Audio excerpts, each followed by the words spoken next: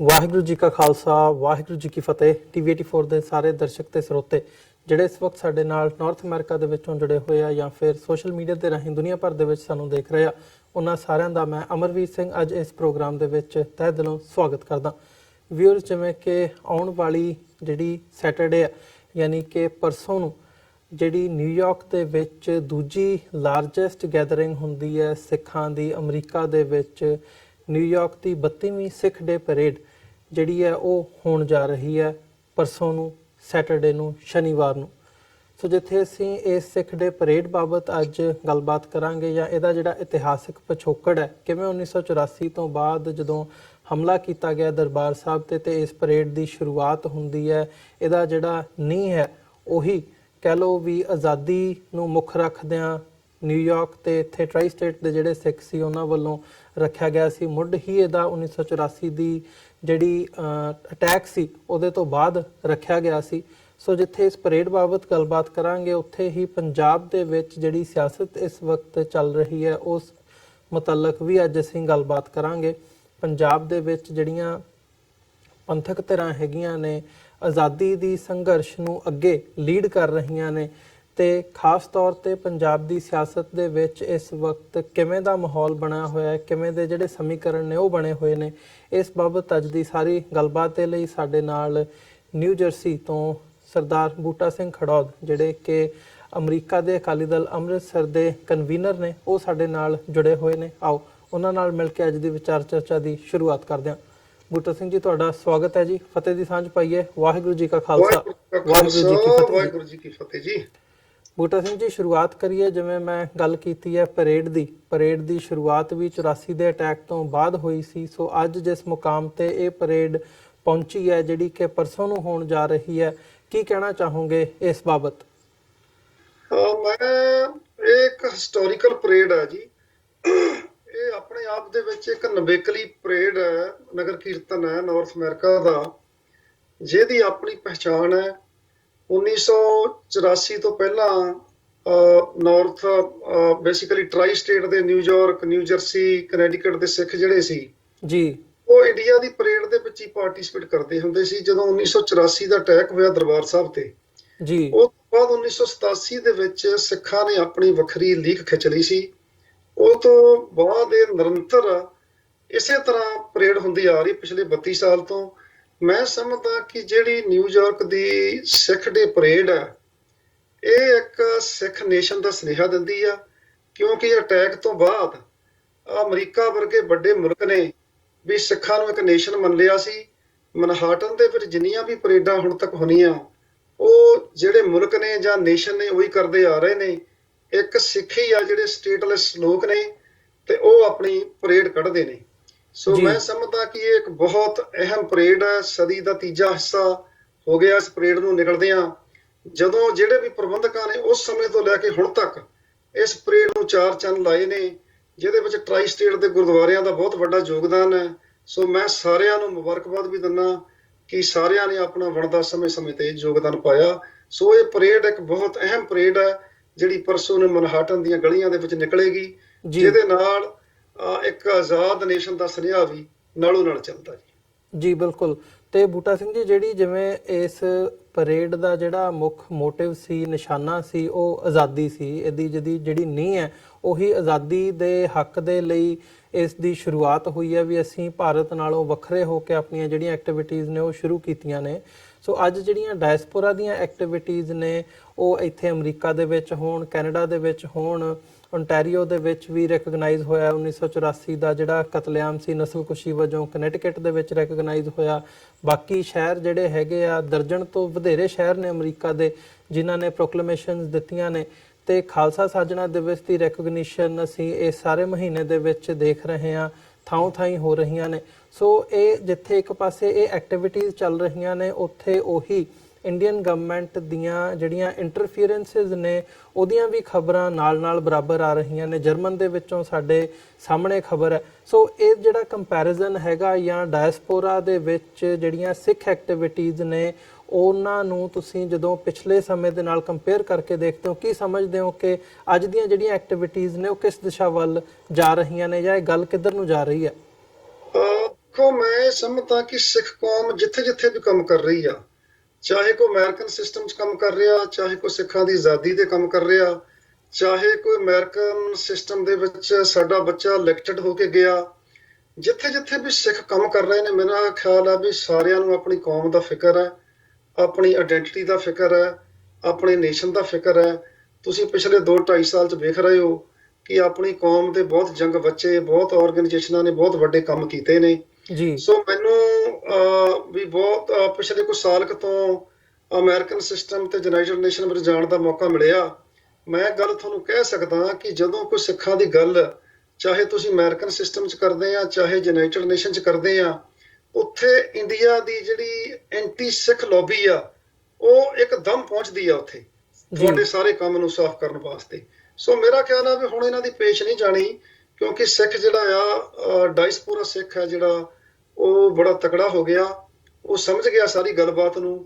ਤੇ ਮੇਰਾ ਖਿਆਲ ਆ ਵੀ ਆਉਣ ਵਾਲੇ ਸਮੇਂ ਦੇ ਵਿੱਚ ਇਹਦੇ ਨਾਲ ਵੀ ਵੱਡੇ ਰਿਜ਼ਲਟ ਜਿਹੜੇ ਆ, ਉਹ ਕੌਮ ਜਿਹੜੀ ਆ, ਕੌਮ ਦੀਆਂ ਜਿਹੜੀਆਂ ਆਰਗੇਨਾਈਜੇਸ਼ਨਾਂ, ਉਹ ਸਿੱਖ ਨੇਸ਼ਨ ਨੂੰ ਲੈ ਕੇ ਦੇਣਗੀਆਂ ਜੀ। ਜੀ ਤੇ ਬੂਟਾ ਸਿੰਘ ਜੀ, ਗੱਲ ਕਰੀਏ ਪੰਜਾਬ ਦੀ, ਜਿੱਥੇ ਅਸੀਂ ਇੱਥੇ ਬਾਹਰਲੀਆਂ ਐਕਟੀਵਿਟੀਜ਼ ਦੇ ਵਿੱਚ ਸ਼ਮੂਲੀਅਤ ਵੀ ਹੁੰਦੀ ਹੈ, ਅਦਰਵਾਈਜ਼ ਵੀ ਹੈ। ਪੰਜਾਬ ਦੇ ਵਿੱਚ ਇਸ ਵਕਤ ਚੋਣਾਂ ਦਾ ਮਾਹੌਲ ਹੈ, ਸੋ ਪੰਜਾਬ ਦੇ ਜੇ ਓਵਰਆਲ ਪੰਛੀ ਝਾਤ ਮਾਰਨੀ ਹੋਵੇ ਤਾਂ ਸਾਰੀਆਂ ਮੁੱਖ ਸਿਆਸੀ ਪਾਰਟੀਆਂ ਵੀ ਚੋਣ ਮੈਦਾਨ ਦੇ ਵਿੱਚ ਨੇ, ਤੇ ਇਸ ਵਕਤ ਚੌਕੋਣਾ ਜਿਹੜਾ ਮੁਕਾਬਲਾ ਹੈਗਾ, 4 ਤਰਫਾ ਮੁਕਾਬਲਾ ਦੇਖਣ ਦੀ ਆਸ ਲੱਗ ਰਹੀ ਹੈ ਬਹੁਤੀਆਂ ਸੀਟਾਂ ਦੇ ਉੱਪਰ ਪੰਜਾਬ ਦੀਆਂ। ਕੀ ਸਮਝਦੇ ਹੋ ਕਿ ਜਿਹੜੇ ਪੰਜਾਬ ਦੇ ਸਿਆਸੀ ਸਮੀਕਰਨ ਹੈ ਨੇ ਇਸ ਵਕਤ, ਉਹ ਕੀ ਦੱਸਦੇ ਨੇ ਕਿ ਆਉਣ ਵਾਲਾ ਜਿਹੜਾ ਸਮਾਂ ਹੈ ਜਾਂ ਇਹਨਾਂ ਸੀਟਾਂ ਤੇ ਜਿੱਤ ਕਿਹਦੀ ਹੋ ਸਕਦੀ ਹੈ? ਦੇਖੋ ਜੀ, ਇਸ ਤਰ੍ਹਾਂ ਹੈਗਾ ਵੀ ਪੰਥਕ ਉਮੀਦਵਾਰ ਤੇ ਮੈਂ ਸਮਝਦਾ ਕਿ ਜਿਵੇਂ ਸਰਦਾਰ ਸਿਮਰਨਜੀਤ ਸਿੰਘ ਮਾਨ ਸੰਗਰੂਰ ਤੋਂ ਖੜੇ ਨੇ, ਤੇ ਇਸੇ ਤਰ੍ਹਾਂ ਭਾਵੇਂ ਉਹ ਖਹਿਰਾ ਸਾਹਿਬ ਦੀ ਪਾਰਟੀ ਤੋਂ ਟਿਕਟ ਮਿਲਿਆ, ਉਹਨਾਂ ਨੇ ਲਈ ਆ, ਬੀਬੀ ਖਾਲੜਾ ਜੀ ਨੇ, ਉਹ ਪੰਥਕ ਸੀਟ ਹੈ। ਸੋ ਮੇਰਾ ਖਿਆਲ ਹੈ ਕਿ ਅਗਰ ਇਹ 2 ਪੰਥਕ ਸੀਟਾਂ ਸਾਡੀਆਂ ਜਿੱਤ ਕੇ ਦਿੱਲੀ ਚਲੇ ਜਾਣਗੀਆਂ, ਤੇ ਜਿਹੜੀ ਸਿੱਖਾਂ ਦੀ ਗੱਲਬਾਤ ਹੈ, ਪੰਜਾਬ ਦਾ ਜਿਹੜਾ ਦੁੱਖ ਹੈ, ਉਹ ਪਾਰਲੀਮੈਂਟ ਦੇ ਵਿੱਚ ਲਿਜਾਇਆ ਜਾ ਸਕਦਾ, ਤੇ ਦੁਨੀਆ ਦੇ ਕੋਨੇ-ਕੋਨੇ ਵਿੱਚ ਵੀ ਲਿਜਾਇਆ ਜਾ ਸਕਦਾ।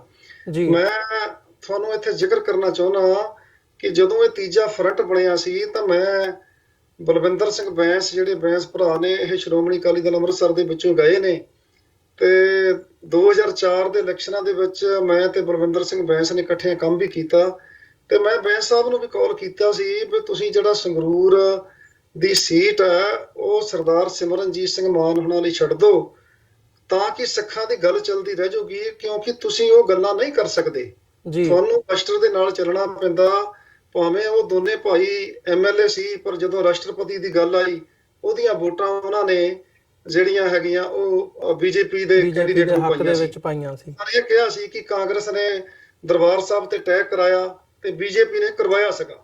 ਜਦੋਂ ਸਰਦਾਰ ਸਿਮਰਨਜੀਤ ਸਿੰਘ ਮਾਨ ਮੈਂਬਰ ਪਾਰਲੀਮੈਂਟ ਸਨ, ਉਹ ਕਦੇ ਵੀ ਉਹਨਾਂ ਨੇ ਨਾ ਬੀਜੇਪੀ ਵੱਲ ਵੋਟ ਪਾਈ ਸੀ ਤੇ ਨਾ ਕਦੇ ਉਹਨਾਂ ਨੇ ਕਾਂਗਰਸ ਵੱਲ ਪਾਈ ਸੀ, ਉਹ ਹਮੇਸ਼ਾ ਨਿਊਟਰਲ ਰਹੇ। ਸੋ ਮੈਂ ਇਹਨਾਂ ਨੂੰ, ਵੱਡੇ ਬੈਂਸ ਸਾਹਿਬ ਨੂੰ ਬੇਨਤੀ ਕੀਤੀ ਸੀ ਵੀ ਤੁਸੀਂ ਸੰਗਰੂਰ ਸੀਟ ਤੋਂ ਸਰਦਾਰ ਮਾਨ ਨੂੰ ਮੈਂਬਰ ਪਾਰਲੀਮੈਂਟ ਬਣਾ ਕੇ ਘੱਲੋ, ਤਾਂ ਸਿੱਖਾਂ ਦੀ ਗੱਲ ਜਿਹੜੀ ਆ ਉਹ ਇੰਡੀਆ ਦੇ ਪਾਰਲੀਮੈਂਟ 'ਚ ਵੀ ਚੱਲਦੀ ਰਹੇ ਤੇ ਬਾਹਰਲੇ ਮੁਲਕਾਂ 'ਚ ਵੀ ਚੱਲਦੀ ਰਹੇ। ਜਿਹਦਾ ਮੈਂ ਜ਼ਿਕਰ ਹਮੇਸ਼ਾ ਕਰਦਾ ਹੁੰਦਾ ਕਿ 2003 ਦੇ ਵਿੱਚ ਜਦੋਂ ਸਰਦਾਰ ਸਿਮਰਨਜੀਤ ਸਿੰਘ ਮਾਨ ਮੈਂਬਰ ਪਾਰਲੀਮੈਂਟ ਸੀ, ਜਦੋਂ ਉਹ ਇੱਥੇ ਵਾਸ਼ਿੰਗਟਨ ਸਟੇਟ ਡਿਪਾਰਟਮੈਂਟ 'ਚ ਅਸੀਂ ਗਏ, ਤਾਂ ਸਟੇਟ ਡਿਪਾਰਟਮੈਂਟ ਨੇ ਉਹਨਾਂ ਨੂੰ ਬੜਾ ਸਾਫ਼ ਕਿਹਾ ਕਿ ਸਾਨੂੰ ਤੁਹਾਡੇ ਗ੍ਰਹਿ ਮੰਤਰਾਲੇ ਤੋਂ ਇਹ ਹੁਕਮ ਹੈ ਕਿ ਤੁਹਾਨੂੰ ਅਸੀਂ ਅਪੁਆਇੰਟਮੈਂਟ ਨਾ ਦਈਏ, ਕਿਉਂਕਿ ਪਰ ਤੁਸੀਂ ਇਲੈਕਟਡ ਅਫੀਸ਼ੀਅਲ ਹੋ, ਤੁਸੀਂ ਇਲੈਕਟਡ ਮੈਂਬਰ ਪਾਰਲੀਮੈਂਟ ਹੋ, ਅਸੀਂ ਤੁਹਾਨੂੰ ਰਿਫਿਊਜ਼ ਨਹੀਂ ਕਰ ਸਕਦੇ, ਪਰ ਤੁਸੀਂ ਆਪਣੀ ਗੱਲ ਕਰੋ। ਸੋ ਮੇਰੇ ਕਹਿਣ ਤੋਂ ਭਾਵ ਇਹ ਆ ਕਿ ਜੇ ਸਰਦਾਰ ਮਾਨ ਵਰਗੇ ਮੈਂਬਰ ਪਾਰਲੀਮੈਂਟ ਚੁਣ ਕੇ ਆਉਂਦੇ ਨੇ, ਉਹਦਾ ਫਾਇਦਾ ਜਿੱਥੇ ਪੰਜਾਬ ਦੇ ਸਿੱਖਾਂ ਨੂੰ ਆ, ਜਿੱਥੇ ਪੰਜਾਬ ਦੀ ਜਨਤਾ ਨੂੰ ਆ, ਜਿੱਥੇ ਪੰਜਾਬ ਦੇ ਅਮਰ ਪਸੰਦ ਲੋਕਾਂ ਨੂੰ ਆ, ਉੱਥੇ ਸਾਨੂੰ ਬਾਹਰਲੇ ਸਿੱਖਾਂ ਨੂੰ ਬਹੁਤ ਫਾਇਦਾ ਹੋਵੇਗਾ ਇਹੋ ਜਿਹੇ ਸਿੱਖ ਲੀਡਰਾਂ ਦਾ ਚੁਣ ਕੇ ਜਾਣਾ। ਜੀ ਬੂਟਾ ਸਿੰਘ ਜੀ, ਜਿਵੇਂ ਤੁਸੀਂ ਗੱਲ ਕੀਤੀ ਹੈ ਕਿ ਤੁਸੀਂ ਰਿਕੁਐਸਟ ਕੀਤੀ ਸੀ ਕਿ ਸੰਗਰੂਰ ਦੀ ਸੀਟ ਛੱਡ ਦਿੱਤੀ ਜਾਵੇ, ਜਿਹੜੀ ਦੂਜੇ ਪਾਸਿਓਂ ਜਿੰਨੀ ਇੱਕ ਜਾਣਕਾਰੀ ਮੇਰੇ ਕੋਲ ਪਹੁੰਚੀ ਉਹਦੇ ਮੁਤਾਬਕ ਇਹ ਸੀ ਕਿ ਗੱਲਬਾਤ ਜ਼ਰੂਰ ਤੁਰੀ ਸੀ ਇਸ ਪਾਸੇ ਨੂੰ, ਤੇ ਜਿੱਥੇ ਉਹਨਾਂ ਦੀ ਸੀ ਵੀ ਬੀਬੀ ਖਾਲੜਾ ਦੇ ਹੱਕ ਦੇ ਵਿੱਚ ਜਾਂ ਤਾਂ ਬਿਆਨ ਦਿੱਤਾ ਜਾਵੇ ਜਾਂ ਮਾਨ ਸਾਹਿਬ ਵੱਲੋਂ ਕੋਈ ਅਪਰੋਚ ਇਦਾਂ ਦੀ ਕੀਤੀ ਜਾਵੇ ਉਹਨਾਂ ਦੇ ਹੱਕ ਦੇ ਵਿੱਚ, ਤਾਂ ਕਿ ਉਹ ਜਿਹੜੀ ਸੰਗਰੂਰ ਸੀਟ ਜਿਹੜੀ ਹੈਗੀ ਹੈ ਉਹਨੂੰ ਲਿਆਂਦਾ ਵੀ ਗਿਆ ਉੱਥੇ ਜੱਸੀ ਜਸਰਾਜ ਨੂੰ। ਉਹ ਡਿਲੇ ਕਾਫੀ ਹੋਇਆ, ਬਾਅਦ ਦੇ ਵਿੱਚ ਜਾ ਕੇ ਉਹਨਾਂ ਨੇ ਅਨਾਉਂਸ ਕੀਤਾ, ਸਭ ਤੋਂ ਲੇਟ ਅਨਾਉਂਸ ਕੀਤੀ ਹੈ ਸੰਗਰੂਰ ਦੀ ਸੀਟ ਉਹਨਾਂ ਨੇ, ਸੋ ਸੈਟਲਮੈਂਟ ਨਹੀਂ ਹੋ ਸਕੀ। ਇਹਦੇ ਵਿੱਚ ਕਿੰਨੀ ਕੁ ਸੱਚਾਈ ਹੈ ਕਿ ਅਪਰੋਚ ਕੀਤਾ ਗਿਆ ਸੀ, ਗੱਲਬਾਤ ਤੁਰੀ ਸੀ, ਪਰ ਉਹ ਗੱਲ ਸਿਰੇ ਨਹੀਂ ਚੜੀ? ਦੇਖੋ ਜੀ, ਦੇਖੋ ਅਸਲ ਕਹਾਣੀ ਇਹ ਆ, ਜਿਹੜਾ ਮੈਂ ਪਾਪਿਆ, ਇਹ ਸਾਰੇ ਸਰਦਾਰ ਸਿਮਰਨਜੀਤ ਸਿੰਘ ਮਾਨ ਦੇ ਨਾਲ ਤੁਰਨ ਤੋਂ ਬਹੁਤ ਘਬਰਾਉਂਦੇ ਨੇ। ਪਤਾ ਨਹੀਂ ਇਹਨਾਂ ਨੂੰ ਕਿਹੜੀਆਂ ਵੋਟਾਂ ਦਾ ਫਿਕਰ ਪਿਆ ਹੁੰਦਾ। ਸਰਦਾਰ ਮਾਨ ਨੂੰ ਕੋਈ ਸਮੱਸਿਆ ਨਹੀਂ ਬੀਬੀ ਖਾਲੜਾ ਦੀ ਸਪੋਰਟ ਕਰਨ ਦਾ, ਉਹ ਤਾਂ ਸਵੇਰੇ ਸਟੇਟਮੈਂਟ ਦੇ ਦੇਣਗੇ, ਜੱਸੀ ਜਸਰਾਜ ਨੂੰ ਇਹ ਬਹਾਲ ਦੇਣਾ ਤੇ ਕੋਈ ਸਮੱਸਿਆ ਨਹੀਂ। ਹੁਣ ਵੀ ਮੇਰਾ ਖਿਆਲ ਆ ਵੀ ਖੰਡੂਰ ਦੇ ਵਿੱਚ ਅਮਨ ਪਸੰਦ ਲੋਕਾਂ ਕੋ ਜਾਂ ਚੰਗੇ ਸਿੱਖਾਂ ਕੋ ਹੋਰ ਚੁਆਇਸ ਹੀ ਨਹੀਂ ਬੀਬੀ ਖਾਲੜਾ ਤੋਂ ਬਗੈਰ। ਸੋ ਇਹ ਗੱਲ ਨਹੀਂ ਹੈਗੀ। ਗੱਲ ਇਸ ਤਰ੍ਹਾਂ ਆ ਕਿ ਸਰਦਾਰ ਸਿਮਰਨਜੀਤ ਸਿੰਘ ਮਾਨ ਦੇ ਨਾਲ ਇਹ ਤੁਰਨ ਤੋਂ ਘਬਰਾਉਂਦੇ ਨੇ ਲੋਕ, ਕਿਉਂਕਿ ਇਹਨਾਂ ਨੂੰ ਇਹ ਰਾਸ਼ਟਰ ਦੇ ਨਾਲ ਚੱਲਣਾ ਹੁੰਦਾ, ਇਹਨਾਂ ਨੇ ਆਪਣਾ ਵੋਟ ਬੈਂਕ ਸਾਰੇ ਪਾਸੇ ਵੇਖਣਾ ਹੁੰਦਾ। ਆਹ ਸਾਰੀ ਸਮੱਸਿਆ ਆ। ਮੈਂ ਇਸੇ ਕਰਕੇ ਉਹਨਾਂ ਨੂੰ ਕਿਹਾ ਸੀ ਵੀ ਜਿਹੜੀਆਂ ਗੱਲਾਂ ਤੁਸੀਂ ਨਹੀਂ ਕਰ ਸਕਦੇ ਉਹ ਸਰਦਾਰ ਮਾਨ ਹੀ ਕਰ ਸਕਦੇ ਨੇ ਦਿੱਲੀ ਜਾ ਕੇ। ਸੋ ਤੁਸੀਂ ਉਹ ਜਿਹੜੀ ਸੰਗਰੂਰ ਦੀ ਸੀਟ ਹੈ, ਜੋ ਜੇ ਤੁਸੀਂ ਛੱਡ ਦੋਗੇ ਤਾਂ ਤੁਹਾਡਾ ਸਿੱਖਾਂ ਦਾ ਇੱਕ ਪੰਜਾਬ ਦਾ ਜਿਹੜਾ ਜਰਨੈਲ ਹੈ ਉਹ ਸਾਰੀ ਗੱਲਬਾਤ ਜਾ ਕੇ ਦਿੱਲੀ ਜਾਂ ਬਾਹਰਲੇ ਮੁਲਕਾਂ 'ਚ ਸਿੱਖਾਂ ਦੀ ਗੱਲ ਲਿਜਾ ਸਕਦਾ। ਪਰ ਉਹ ਮੇਰਾ ਖਿਆਲ ਇਹ ਆ ਵੀ ਇਹ ਸਾਰੇ ਕਿਤੇ ਨਾ ਕਿਤੇ ਦਿੱਲੀ ਦੇ ਸਿਸਟਮ ਨਾਲ ਵਜੇ ਹੋਏ ਨੇ ਤੇ ਸਰਦਾਰ ਸਿਮਰਨਜੀਤ ਸਿੰਘ ਮਾਨ ਨੂੰ ਹਮੇਸ਼ਾ ਜਿਹੜੀ ਉਹ ਘੇਰਾਬੰਦੀ ਕੀਤੀ ਜਾਂਦੀ ਆ, ਉਹ ਸਾਨੂੰ ਇਸ ਗੱਲ ਦੀ ਚੰਗੀ ਤਰ੍ਹਾਂ ਸਮਝ ਆ। ਪਰ ਐਤਕੀ ਸੰਗਰੂਰ ਦੇ ਹਾਲਾਤ ਕੁਝ ਹੋਰ ਨੇ, ਤੁਸੀਂ ਵੀ ਆਪਣਾ ਸਰਵੇਖਣ ਕਰਾ ਲਿਓ। ਮੈਂ ਸਮਝਦਾ ਕਿ ਸੰਗਰੂਰ ਦੇ ਲੋਕਾਂ ਦੇ ਵਿੱਚ ਖੁੱਡ ਚਰਚਾ ਚੱਲ ਪਈ ਆ ਕਿ ਐਤਕੀ ਸਿਮਰਨਜੀਤ ਸਿੰਘ ਮਾਨ ਨੂੰ ਜਿਹੜਾ ਪਾਰਲੀਮੈਂਟ 'ਚ ਭੇਜਿਆ ਜਾਵੇ। ਤੁਸੀਂ ਸੰਗਰੂਰ ਦੇ ਹਾਲਾਤ ਦੇਖੋ, ਦਿਨ ਪਰ ਦਿਨ ਜਿਹੜੇ ਆ ਸਰਦਾਰ ਸਿਮਰਨਜੀਤ ਸਿੰਘ ਮਾਨ ਦੇ ਹੱਕ ਵਿੱਚ ਜਾ ਰਹੇ ਨੇ ਜੀ। ਜੀ, ਤੇ ਜੇ ਓਵਰਆਲ ਪੰਜਾਬ ਦੀਆਂ ਬਾਕੀ ਸੀਟਾਂ ਦੀ ਗੱਲ ਕਰਨੀ ਹੋਵੇ, ਓਵਰਆਲ ਦੇਖਣਾ ਹੋਵੇ, ਤੇ ਇਸ ਵਕਤ ਕਿਹੜੀ ਪਾਰਟੀ ਦਾ ਪਲੜਾ ਤੁਸੀਂ ਭਾਰੀ ਦੇਖਦੇ ਹੋ? ਦੇਖੋ, ਮੈਂ ਇਹਨਾਂ ਦੇ ਬਾਰੇ ਤਾਂ ਮੈਂ ਆਪਣਾ ਕੋਈ ਪ੍ਰਤੀਕਰਮ ਹੀ ਨਹੀਂ ਦੇਣਾ ਚਾਹੁੰਦਾ, ਨਾ ਬਾਦਲਾਂ ਬਾਰੇ ਨਾ ਕਾਂਗਰਸ ਬਾਰੇ। ਜਿਹੜੀ ਤੀਜੀ ਧਿਰ ਹੈ ਇਹ ਵੀ ਮਤਲਬ ਉਸ ਲੈਵਲ ਦੀ ਗੱਲ ਨਹੀਂ ਕਰ ਸਕੀ। ਇਹਨਾਂ ਦੇ ਵਿੱਚ ਵੀ ਜੇ ਜਿਹੜੀਆਂ ਧਿਰਾਂ ਬਾਹਰ ਰਹਿ ਗਈਆਂ ਸੀ, ਤੀਜੀ ਧਿਰਾਂ ਤੋਂ ਬਾਹਰ ਵੀ, ਇਹ ਖਹਿਰਾ ਸਾਹਿਬ ਸੀ, ਬੈਂਸ ਸਾਹਿਬ ਸੀਗੇ ਜਾਂ ਗਾਂਧੀ ਸਾਹਿਬ ਸੀਗੇ, ਜਿਹੜੀਆਂ ਧਿਰਾਂ ਬਾਹਰ ਰਹਿ ਗਈਆਂ ਸੀ ਉਹ ਜੇ ਨਾਲ ਲੈ ਕੇ ਸਾਰਾ ਸਮੇਟ ਕੇ ਚੱਲਿਆ ਜਾਂਦਾ ਤੇ ਤਾਂ, ਕਿਉਂਕਿ ਲੋਕਾਂ ਨੂੰ ਤੁਹਾਨੂੰ ਵਿਸ਼ਵਾਸ ਦਿਵਾਉਣਾ ਪਊਗਾ ਕਿ ਅਸੀਂ ਤੀਜੀ ਧਿਰ ਜਿਹੜੀ ਮੁਕਾਬਲੇ ਦੇ ਵਿੱਚ ਹੈ ਜੀ। ਸੋ ਇਸ ਕਰਕੇ ਮੇਰਾ ਖਿਆਲ ਆ ਵੀ ਇਹਨਾਂ ਦੇ ਪੱਲੇ ਵੀ ਕੁਝ ਪੈਣ ਵਾਲਾ ਨਹੀਂ ਹੈਗਾ। ਦੂਸਰੀਆਂ ਦੋ ਧਿਰਾਂ ਦੇ ਬਾਰੇ ਸਾਨੂੰ ਕੋਈ ਨਹੀਂ ਹੈਗਾ, ਕਿਉਂਕਿ ਸਾਨੂੰ ਤਾਂ ਇਹ ਆ ਕਿ ਜਿਹੜੇ ਪੰਥਕ ਉਮੀਦਵਾਰ ਆ ਉਹ ਜਿੱਤ ਕੇ ਜੇ ਉੱਪਰ ਜਾਂਦੇ ਆ, ਸਾਡੀ ਗੱਲਬਾਤ ਤਾਂ ਹੀ ਤੁਰ ਸਕਦੀ ਆ। ਉੱਥੇ ਚਾਹੇ ਬਾਦਲ ਜਿੱਤ ਜਾਣ ਚਾਹੇ ਕਾਂਗਰਸ ਜਿੱਤ ਜਾਣ, ਸਾਰੇ ਇੱਕੋ ਜਿਹੇ ਨੇ, ਦੋਨੇ ਰਲੇ ਹੋਏ ਨੇ ਆਪਸ ਵਿੱਚ। ਹੁਣ ਤੁਸੀਂ ਦੇਖੋ ਬਠਿੰਡਾ ਤੇ ਫਿਰੋਜ਼ਪੁਰ ਸੀਟ ਜਿਹੜੀ ਆ ਇਹਨਾਂ ਨੇ ਉਹ ਰਲ ਮਿਲ ਕੇ ਉਹੋ ਜਿਹਾ ਕੈਂਡੀਡੇਟ ਖੜੇ ਕਰ ਲਏ ਆ ਬਾਦਲ ਪਰਿਵਾਰ ਨੂੰ ਜਿਤਾਉਣ ਵਾਸਤੇ ਕਾਂਗਰਸ ਨੇ। ਸੋ ਇਹਨਾਂ ਬਾਰੇ ਕੋਈ ਗੱਲਬਾਤ ਕਰਨ ਦਾ ਮੇਰਾ ਖਿਆਲ ਕੋਈ ਫਾਇਦਾ ਨਹੀਂ। ਆਪਾਂ ਜਿਹੜੀਆਂ ਆਪਣੀਆਂ ਪੰਥਕ ਸੀਟਾਂ ਨੇ, ਅਗਰ ਇਹ ਜਿੱਤ ਕੇ ਉੱਥੇ ਚਲੇ ਜਾਣੀਆਂ ਤੇ ਪੰਥ ਦੀ ਗੱਲ ਦੇਖੋ, ਜਿੱਥੇ ਖਾਲੜਾ ਸਾਹਿਬ ਦੀ ਬਹੁਤ ਵੱਡੀ ਸ਼ਹਾਦਤ ਹੋਈ, ਜਿੱਥੇ ਉਹਨਾਂ ਨੇ ਮਨੁੱਖੀ ਅਧਿਕਾਰਾਂ ਦੀ ਗੱਲ ਕੀਤੀ, ਉਸੇ ਤਰ੍ਹਾਂ ਸਿਮਰਨਜੀਤ ਸਿੰਘ ਮਾਨ ਨੇ ਜਿੱਥੇ ਮਨੁੱਖੀ ਅਧਿਕਾਰਾਂ ਦੀ ਗੱਲ ਕੀਤੀ, ਉੱਥੇ ਸਿੱਖ ਆਜ਼ਾਦੀ ਦੀ ਗੱਲ ਨੂੰ ਵੀ ਨਾਲੋਂ ਨਾਲ ਲੈ ਕੇ ਚੱਲੇ ਨੇ। ਇਹ ਦੋ ਸੀਟਾਂ ਮੇਰਾ ਖਿਆਲ ਆ ਜ਼ਰੂਰ ਜਿਹੜੀਆਂ ਜਿੱਤ ਕੇ ਸਾਨੂੰ ਭੇਜਣੀਆਂ ਚਾਹੀਦੀਆਂ, ਤਾਂ ਕਿ ਸਿੱਖਾਂ ਦੀ ਗੱਲ ਜਿਹੜੀ ਆ ਉਹ ਪੰਜਾਬ 'ਚ ਵੀ, ਦਿੱਲੀ 'ਚ ਵੀ, ਬਾਹਰ ਵੀ ਚੱਲਦੀ ਰਹੇ ਜਾਏ। ਜੀ ਬਿਲਕੁਲ, ਜ਼ਰੂਰ ਬੂਟਾ ਸਿੰਘ ਜੀ, ਜਿਵੇਂ ਤੁਸੀਂ ਗੱਲ ਕੀਤੀ ਹੈ, ਗੱਲ ਅੱਗੇ ਜ਼ਰੂਰ ਤੁਰਨੀ ਚਾਹੀਦੀ ਹੈ। ਪਰ ਜਿਵੇਂ ਤੁਸੀਂ ਜ਼ਿਕਰ ਕੀਤਾ ਹੈ ਕਿ ਜਿਹੜਾ ਤੀਜਾ ਫਰੰਟ ਸੀ ਉਹ ਨਹੀਂ ਕਾਮਯਾਬ ਹੋ ਸਕਿਆ, ਉਹਦੇ ਬਿਹਾਈਂਡ ਰੀਜ਼ਨਸ ਕੀ ਸਮਝਦੇ ਹੋ? ਕੀ ਕਾਰਨ ਬਣਿਆ ਕਿ ਜਿਹੜੀ ਗੱਲ ਬਰਗਾੜੀ ਮੋਰਚੇ ਤੋਂ ਤੁਰਦੀ ਭਾਈ ਧਿਆਨ ਸਿੰਘ ਮੰਡ ਹੋਰਾਂ ਵੱਲੋਂ ਇੱਕ ਬਿਆਨ ਕਾਫੀ ਲੰਬੇ ਸਮੇਂ ਤੱਕ ਦਿੱਤੇ ਜਾਂਦੇ ਰਹੇ ਆ ਕਿ ਜੀ ਗੱਲਬਾਤ ਚੱਲ ਰਹੀ ਹੈ, ਸਾਰਿਆਂ ਦੇ ਨਾਲ ਗੱਲਬਾਤ ਚੱਲ ਰਹੀ ਹੈ ਤੇ ਇੱਕ ਫਰੰਟ ਅਸੀਂ ਪੰਜਾਬ ਦੇ ਵਿੱਚ ਖੜਾ ਕਰਾਂਗੇ, ਪੰਜਾਬ ਦੀ ਸਿਆਸਤ ਦੇ ਵਿੱਚ, ਪਰ ਉਹ ਨਹੀਂ ਹੋ ਸਕਿਆ? ਦੇਖੋ, ਜਿੰਨਾ ਕਿ ਮੈਨੂੰ ਪਤਾ ਲੱਗਾ ਅਮਰਵੀਰ ਸਿੰਘ ਜੀ ਵੀ ਇਹ ਮੰਡ ਸਾਹਿਬ ਨਾਲ ਸਾਰੀ ਮੀਟਿੰਗਾਂ ਕਰਦੇ ਰਹੇ ਨੇ, ਬੈਂਸ ਸਾਹਿਬ ਵੀ, ਖਹਿਰਾ ਸਾਹਿਬ ਵੀ ਨੇ, ਤੇ ਮੇਰਾ ਖਿਆਲ ਆ ਵੀ ਖੀਰ ਚ ਆ ਕੇ ਇਹਨਾਂ ਨੇ ਕੋਈ ਰਾਹ ਸਿਰਾ ਮੇਰੇ ਖਿਆਲ ਉਹਨਾਂ ਨੂੰ ਵੀ ਨਹੀਂ ਫੜਾਇਆ ਕਿਸੇ ਗੱਲ ਦਾ। ਸੋ ਮਤਲਬ ਇਹਨਾਂ ਨੇ ਆਪਣੇ ਆਪ ਹੀ ਇਹ ਬਣਾ ਲਿਆ ਸਾਰਾ ਕੁਝ, ਤੇ ਕਿਸੇ ਕੰਢੇ ਕੋਈ ਗੱਲ ਲੱਗੀ ਨਹੀਂ। ਅਗਰ ਲੱਗ ਜਾਂਦੀ ਬਰਗਾੜੀ ਮੋਰਚੇ ਦੀ ਸ਼ਕਤੀ ਤੇ ਇਹ ਸਾਰੀ ਵੈਂਸ ਭਰਾ, ਖਹਿਰਾ ਸਾਹਿਬ, ਹੋਰ ਗਾਂਧੀ ਸਾਹਿਬ ਇਕੱਠੇ ਹੋ ਜਾਂਦੇ ਤੇ ਮੇਰਾ ਖਿਆਲ ਆ ਕਿ ਪੰਜਾਬ ਦੇ ਲੋਕਾਂ ਦੇ ਵਿੱਚ ਇੱਕ ਚੰਗਾ ਸੁਨੇਹਾ ਜਾਣਾ ਸੀਗਾ ਵੀ ਭਾਈ ਆਹ ਧਿਰ ਤੀਜੀ ਮਜ਼ਬੂਤ ਹੋ ਗਈ। ਲੋਕ ਉੱਥੇ ਬਦਲਾਅ ਚਾਹੁੰਦੇ ਨੇ, ਪਰ ਬਦਲਾਅ ਦੇਣ ਵਾਲਾ ਜਿਹੜਾ ਤੀਜੀ ਧਿਰ ਆ ਉਹ ਵੀ ਲੋਕਾਂ ਦੇ ਵਿੱਚ ਉਸ ਤਰੀਕੇ ਨਾਲ ਪੇਸ਼ ਹੋਵੇ ਵੀ ਅਸੀਂ ਇੱਕ ਬਦਲਾਅ ਦੇ ਰੂਪ ਦੇ ਵਿੱਚ ਹੈ, ਤੇ ਤੀਜਾ ਗਰੁੱਪ ਵੀ ਜਿਹੜਾ ਬਣਿਆ ਇਹ ਬਦਲਾਅ ਦੇ ਰੂਪ 'ਚ ਨਹੀਂ ਉੱਥੇ ਬਣ ਸਕਿਆ ਜੀ। ਤੇ ਇਹਦੇ ਵਿੱਚ ਇਹ ਕਿੱਡਾ ਕੁ ਵੱਡਾ ਰੀਜ਼ਨ ਸਮਝਦੇ ਹੋ? ਇੱਕ ਜਿਹੜੀ ਥਿਊਰੀ ਹੈ ਜਾਂ ਇੱਕ ਵੱਡਾ ਫੈਕਟਰ ਹੈ ਵੀ ਜੇ ਬਰਗਾੜੀ ਮੋਰਚਾ ਜਾਰੀ ਰਹਿੰਦਾ, ਉਦੋਂ ਨਾ ਖਤਮ ਕੀਤਾ ਜਾਂਦਾ ਤੇ ਅੱਜ ਤੱਕ ਜਾਰੀ ਰਹਿੰਦਾ, ਹੁਣ ਤੱਕ ਇਸ ਮੁਕਾਮ ਤੱਕ, ਚੋਣਾਂ ਦੇ ਮੁਕਾਮ ਤੱਕ, ਤਾਂ ਉਹ ਜਿਹੜੀ ਤੀਜੀ ਧਿਰ ਹੈ, ਜੇ ਕਿਸੇ ਦਾ ਨਹੀਂ ਵੀ ਉਹ ਹੋਣਾ ਸੀ ਤੇ ਲੋਕਾਂ ਦਾ ਦਬਾਅ ਇੰਨਾ ਸੀ, ਸੰਗਤ ਉੱਥੇ ਇੰਨੀ ਕੁ ਜੁੜੀ ਹੋਈ ਸੀ ਵੀ ਲੋਕਾਂ ਦੇ ਦਬਾਅ ਦੇ ਕਰਕੇ ਉਹਨਾਂ ਨੂੰ ਇਕੱਠਿਆਂ ਰਹਿਣਾ ਪੈਣਾ ਸੀ। ਪਰ ਉਹ ਕਿਉਂਕਿ ਮੋਰਚਾ ਚੁੱਕਿਆ ਗਿਆ ਤੇ ਇਸ ਲਈ ਸਾਰਾ ਜਿਹੜਾ ਸਿਆਸੀ ਤਾਣਾ ਬਾਣਾ ਸੀ ਉਹ ਖਿੰਡ ਗਿਆ। ਬਿਲਕੁਲ, ਮੈਂ ਇਹ ਤੁਹਾਡੀ ਗੱਲ ਨਾਲ ਸਾਂਝ ਕਰਦਾ। ਦੇਖੋ, ਜਦੋਂ ਤੁਸੀਂ ਉਹਨਾਂ ਦੇ ਨਾਲ ਗੱਲ ਕਰਦੇ ਆ, ਉਹ ਕਹਿੰਦੇ ਕਿ ਦੇਖੋ ਬਹੁਤ ਗੱਲਾਂ ਜਿਹੜੀਆਂ ਕਾਨੂੰਨੀ ਪ੍ਰਕਿਰਿਆ ਦੇ ਵਿੱਚ ਲੰਘਣਾ ਪੈਣਾ ਸੀ ਸਾਨੂੰ, ਭਾਵੇਂ ਅਸੀਂ ਮੋਰਚਾ 6 ਮਹੀਨੇ ਲਾ ਦਿੰਦੇ, ਭਾਵੇਂ ਸਾਲ 2 ਸਾਲ ਹੋਰ ਲਾ ਦਿੰਦੇ। ਉਹਨਾਂ ਦੇ ਮੁਤਾਬਕ ਦੇਖੋ, ਕਹਿੰਦੇ ਵੀ ਜਿਹੜਾ ਬਰਗਾੜੀ ਦਾ ਮੋਰਚਾ ਆ, ਬਈ ਜਿੰਨੇ ਮੋਰਚੇ 1947 ਤੋਂ ਬਾਅਦ ਸਿੱਖਾਂ ਦੇ ਲੱਗੇ ਆ, ਸਭ ਤੋਂ ਵੱਡੀ ਪ੍ਰਾਪਤੀ ਇਸ ਮੋਰਚੇ ਦੀ ਆ ਕਿ ਜਿਹੜੇ ਗੁਰੂ ਗ੍ਰੰਥ ਸਾਹਿਬ ਦੀ ਬੇਅਦਬੀ ਕਰਨ ਵਾਲੇ ਲੋਕ ਸੀ ਉਹ ਨਸ਼ਰ ਕੀਤੇ ਗਏ। ਮੈਜੋਰਟੀ 20-22 ਬੰਦੇ ਜਿਹੜੇ ਆ ਉਹਨਾਂ ਨੂੰ ਅੰਦਰ ਜਾਣਾ ਪਿਆ, ਜਿਨ੍ਹਾਂ ਦੇ ਗੋਲੀਆਂ ਲੱਗੀਆਂ ਉਹਨਾਂ ਨੂੰ ਕਰੋੜ ਰੁਪਇਆ, ਜਿਹੜੇ ਜ਼ਖਮੀ ਹੋਏ ਉਹਨਾਂ ਨੂੰ 50-50 ਲੱਖ। ਤੇ ਇਹ ਸਾਰੀ ਰਿਪੋਰਟ ਜਿਹੜੀ ਆ, ਪਹਿਲੀ ਵਾਰ ਹੋਇਆ ਕਿ ਪੰਜਾਬ ਅਸੈਂਬਲੀ ਦੇ ਵਿੱਚ ਜਿਹੜੀ ਇਹਦੀ ਡਿਸਕਸ਼ਨ ਹੋਈ, ਇੰਟਰੋਡਿਊਸ ਹੋਈ। ਤੇ ਫਿਰ ਦੇਖੋ, ਇਹ ਬਾਦਲ ਪਰਿਵਾਰ ਨੂੰ ਜਾ ਕੇ ਉੱਥੇ ਮਾਫੀਆਂ ਮੰਗਣੀਆਂ ਪਈਆਂ, ਦਰਬਾਰ ਸਾਹਿਬ ਉੱਥੇ ਜੋੜੇ ਝਾੜਨੇ ਪਏ। ਇਹ ਸਾਰਾ ਪ੍ਰੈਸ਼ਰ ਜਿਹੜਾ ਆ, ਇਹ ਮੈਂ ਸਮਝਦਾ ਕਿ ਬਰਗਾੜੀ ਮੋਰਚੇ ਚੋਂ ਨਿਕਲਿਆ ਸੀ। ਜਿੱਥੋਂ ਤੱਕ ਵਾਕਈ ਕੋਈ ਗੱਲਾਂ ਰਹਿ ਗਈਆਂ ਸੀ, ਫਿਰ ਉਹਨਾਂ ਨੇ ਆ ਕੇ ਇਹ ਕਿਹਾ ਸੀ ਵੀ ਜਿੰਨੇ ਅਸੀਂ ਪਰੋਲ ਪਹਿਲਾਂ ਮਹੀਨੇ ਦੀ ਆ, ਅਸੀਂ ਪਰੋਲ ਜਿਹੜੀ ਉਹ ਵਧਾ ਦਿੰਨੇ ਆ, ਉਹ ਅਸੈਂਬਲੀ ਨੇ ਪਰੋਲ ਵੀ ਵਧਾ ਦਿੱਤੀ ਆ। ਤੇ ਫਿਰ ਜਿੰਨੇ 295 ਦੇ ਕੇਸ ਸਿਰਸੇ ਸਾਹਿਬ ਦੇ ਚੱਕਰ 'ਚ ਹੋਏ ਸੀਗੇ ਸਿੱਖਾਂ ਦੇ ਉੱਤੇ, ਉਹ ਸਾਰੇ ਵਾਪਸ ਗਵਰਨਮੈਂਟ ਨੇ ਲੈ ਲਿਆ ਸੀ। ਸੋ ਉਹਨਾਂ ਦੇ ਮੁਤਾਬਕ ਇਹ ਸੀ ਵੀ ਕਿਤੇ ਇਹ ਨਾ ਹੁੰਦਾ ਵੀ ਜਿਹੜੀਆਂ ਗੱਲਾਂ ਹੋ ਰਹੀਆਂ ਇਹ ਤੋਂ ਬਿਨਾਂ ਅਸੀਂ ਰਹਿ ਜਾਈਏ। ਸੋ ਜਦੋਂ ਅਸੀਂ ਉਹਨਾਂ ਨਾਲ ਗੱਲ ਕੀਤੀ ਤੇ ਉਹਨਾਂ ਦਾ ਇਹ ਜਵਾਬ ਸੀਗਾ, ਤੇ ਬਹੁਤਾ ਸੰਗਤ ਦਾ ਵੱਡਾ ਹਿੱਸਾ ਹੀ ਚਾਹੁੰਦਾ ਸੀ ਵੀ ਸੰਗਤ ਨੂੰ ਵੱਡੇ ਲੈਵਲ ਤੇ ਭਰੋਸੇ 'ਚ ਨਹੀਂ ਲਿਆ। ਪਰ ਜਦੋਂ ਅਸੀਂ ਉਹਨਾਂ ਨਾਲ ਗੱਲ ਕਰਦੇ ਆ, ਉਹਨਾਂ ਦੇ ਮੁਤਾਬਕ ਇਹ ਆ ਕਿ ਮੋਰਚੇ ਦੀਆਂ ਬਹੁਤ ਵੱਡੀਆਂ ਪ੍ਰਾਪਤੀਆਂ ਕੀਤੀਆਂ, ਤੇ ਜਿਹੜੀਆਂ ਬਾਕੀ ਗੱਲਾਂ ਰਹਿ ਗਈਆਂ ਨੇ, ਉਹ ਗੱਲਾਂ ਜਿਹੜੀਆਂ ਹੈਗੀਆਂ ਨੇ ਉਹ ਕਾਨੂੰਨੀ ਪ੍ਰਕਿਰਿਆ ਦੇ ਵਿੱਚ ਨੇ। ਸੋ ਇੱਥੇ ਤੱਕ ਸਾਰੀ ਗੱਲ ਖੜੀ ਆ। ਤੇ ਬਾਕੀ ਬਿਲਕੁਲ ਤੁਹਾਡੀ ਗੱਲ ਠੀਕ ਆ ਕਿ ਇਹ ਬਹੁਤ ਵੱਡੀ ਕਨਫਿਊਜ਼ਨ ਜਿਹੜੀ ਆ ਬਰਗਾੜੀ ਮੋਰਚਾ ਚੱਕਣ ਤੋਂ ਬਾਅਦ ਕੌਮ ਦੇ ਵਿੱਚ ਗਈ ਆ।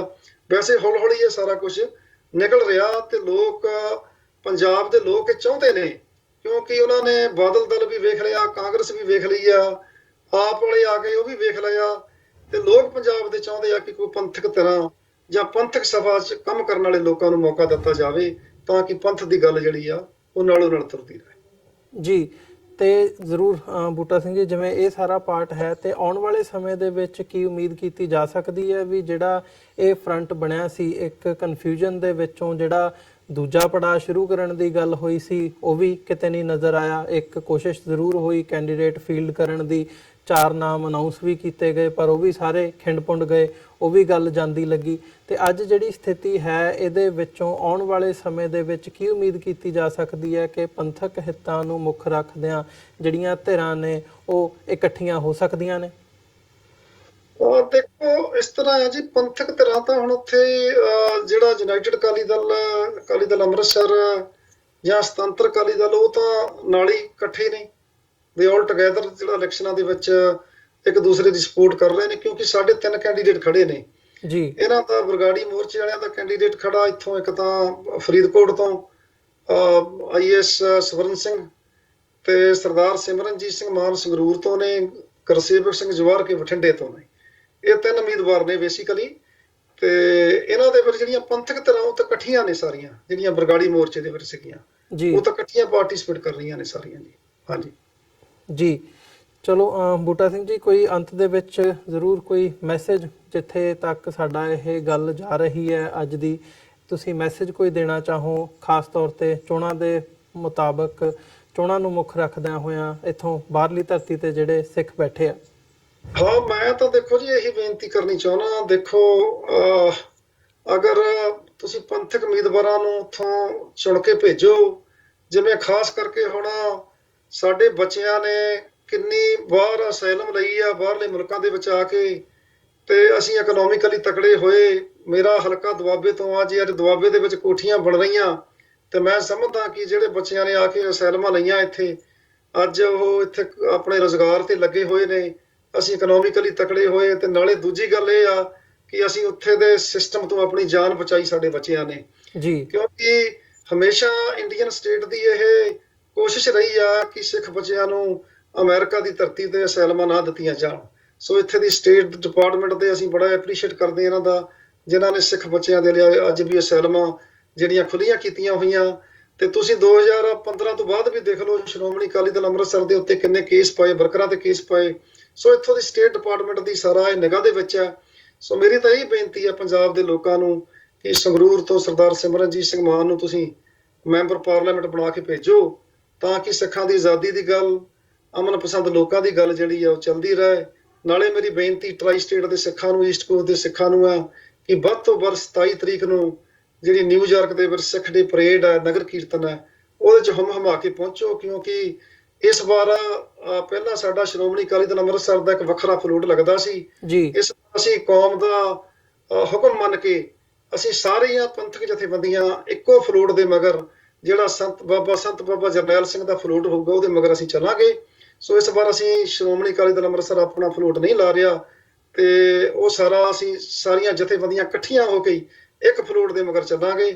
ਸੋ ਮੇਰੀ ਸਾਰਿਆਂ ਸਿੱਖਾਂ ਨੂੰ ਬੇਨਤੀ ਆ, ਖਾਸ ਕਰਕੇ ਜਿਨ੍ਹਾਂ ਬੱਚਿਆਂ ਨੇ ਅਸਾਈਲਮਾਂ ਲਈਆਂ ਜਾਂ ਜਿਨ੍ਹਾਂ ਦੇ ਕੇਸ ਚੱਲਦੇ ਨੇ, ਉਹਨਾਂ ਨੂੰ ਵੀ ਬੇਨਤੀ ਆ ਕਿ ਹਮ ਕੇ ਸਾਰਾ ਜਿਹੜਾ ਸੰਤ ਬਾਬਾ ਜਰਨੈਲ ਸਿੰਘ ਦਾ ਫਲੋਟ ਆ ਉਹਦੇ ਮਗਰ ਪਹੁੰਚਣ ਦੀ ਕਿਰਪਾਲਤਾ ਕਰਨ ਜੀ। ਜੀ ਬਿਲਕੁਲ। ਬੂਟਾ ਸਿੰਘ ਜੀ, ਤੁਹਾਡਾ ਬਹੁਤ-ਬਹੁਤ ਧੰਨਵਾਦ, ਤੁਸੀਂ ਆਪਣਾ ਸਮਾਂ ਕੱਢਿਆ ਤੇ ਸਾਡੇ ਨਾਲ ਵਿਚਾਰਾਂ ਦੀ ਸਾਂਝ ਪਾਈ ਹੈ। ਅੱਜ ਦੇ ਸ਼ੋਅ ਦੇ ਵਿੱਚ ਇੱਥੇ ਹੀ ਇਜਾਜ਼ਤ ਚਾਹਾਂਗੇ ਜੀ। ਬਹੁਤ-ਬਹੁਤ ਧੰਨਵਾਦ। ਵਾਹਿਗੁਰੂ ਜੀ ਕਾ ਖਾਲਸਾ, ਵਾਹਿਗੁਰੂ ਜੀ ਕੀ ਫਤਿਹ ਜੀ।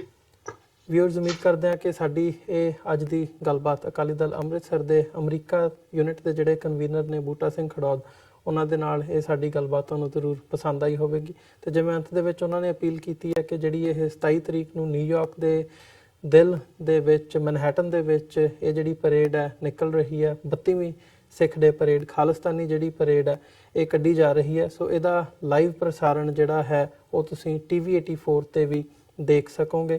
ਨਿਊਯਾਰਕ ਦੇ ਟਾਈਮ ਦੇ ਮੁਤਾਬਕ ਕਰੀਬ 12:30 ਵਜੇ ਸਾਡੀ ਕੋਸ਼ਿਸ਼ ਹੋਊਗੀ ਵੀ ਇਸ ਨੂੰ ਅਸੀਂ ਲਾਈਵ ਬ੍ਰੌਡਕਾਸਟ ਕਰ ਸਕੀਏ। ਨਿਊਯਾਰਕ ਦੇ ਟਾਈਮ ਦੇ ਮੁਤਾਬਕ 12:30 ਵਜੇ, ਤੇ ਪੰਜਾਬ ਦੇ ਟਾਈਮ ਦੇ ਮੁਤਾਬਕ ਜੇ ਤੁਸੀਂ ਉਹੀ ਦੇਖਦੇ ਹੋ ਤੇ ਰਾਤ ਦੇ 10 ਵਜੇ ਹੋਣੇ ਆ ਉੱਥੇ।